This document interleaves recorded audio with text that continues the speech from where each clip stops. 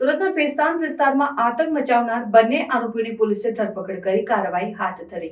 સુરતના પેસ્તાન વિસ્તારમાં તાજેતરમાં સામાજિક તત્વો દ્વારા એક યુવક ઉપર હુમલો કરવામાં આવ્યો હતો. આ સમગ્ર ઘટના નજીકના સીસીટીવી કેમેરામાં કેદ થઈ હતી. જે બાદ પોલીસે કાર્યવાહી શરૂ કરી છે. પેસ્તાન પોલીસે તાત્કાલિક કાર્યવાહી કરીને મહેશ્વર ઉર્ફે મહેશ રવિન્દ્ર જેના અને બિપિન શંકરભાઈ સેનવાર નામના બે આરોપીઓને ઝડપી પાડ્યા છે. આ બંને શખ્સોએ મળીને એક વ્યક્તિને ઢોરમાર માર્યો હતો. આ ઘટના બાદ સ્થાનિકોમાં અસામાજિક તત્વોની પ્રવૃત્તિઓ અંગે ચિંતા વધી ગઈ છે. વિસ્તારમાં લુખ્ખા તત્વોનો આતંક અગાઉ પણ જોવા મળ્યો છે, જેમાં તલવારો ઉછાળવાની ઘટનાઓ પણ સામેલ છે. પોલીસે બંને આરોપીઓની ધરપકડ કરીને આગળની કાર્યવાહી હાથ ધરી છે. સ્થાનિક લોકોએ પોલીસની ઝડપી કાર્યવાહીનું સ્વાગત કર્યું છે અને આશા રાખી છે કે ભવિષ્યમાં આવા અસામાજિક તત્વો સામે કડક પગલાં લેવામાં આવશે. બેસ્તાન પોલીસ સ્ટેશનમાં એક બોડી ઓફેન્સીસ રજીસ્ટર કરવામાં આવેલો છે.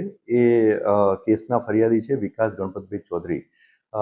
આ વિકાસ ગણપતભાઈ ચૌધરી અને એમના મિત્રો ધૂળેટીના દિવસે ત્રિમૂર્તિ 4 રસ્તા પાસે આવેલ સોમનાથ ચાની દુકાનની આગળ બેઠા હતા અને વાતો કરતા હતા. તે દરમિયાન આ કામના ટોટલ 4 આરોપી, એક શુભમ રાય, બીજા મહેશ જીના ઉર્ફે મોટો, ત્રીજો દેવા મિશ્રા અને ચોથો બિપિન શંકરભાઈ સેનાવાર, આ 4 આરોપીઓએ ત્યાં ભેગા થઈ અને પૈસાની લેતી દેતી બાબતની મેટર હતી અને એમની ઉપર મૂઢમાર અને લાકડાના ફટકાથી હુમલો કરેલો હતો. તો જે અનુસંધાને આ ગુનો દાખલ થયેલો હતો. આ 4 આરોપીઓ પૈકી 2 આરોપીઓ એટલે કે મહેશ્વર ઉર્ફે મહેશ રવિન્દ્ર જૈના અને બિપિન શંકરભાઈ સેનાવા, આ બંને આરોપીઓ તપાસ દરમિયાન મળી આવેલ છે અને એમની ધરપકડની કાર્યવાહી ચાલુ છે. અને બીજા 2 આરોપીઓ જે છે અત્યારે પોલીસ તપાસ દરમિયાન મળી આવેલ નથી, એ ફરાર છે. એમની તપાસ ચાલુ છે અને હાલમાં ગુનાની તપાસ ચાલુ છે.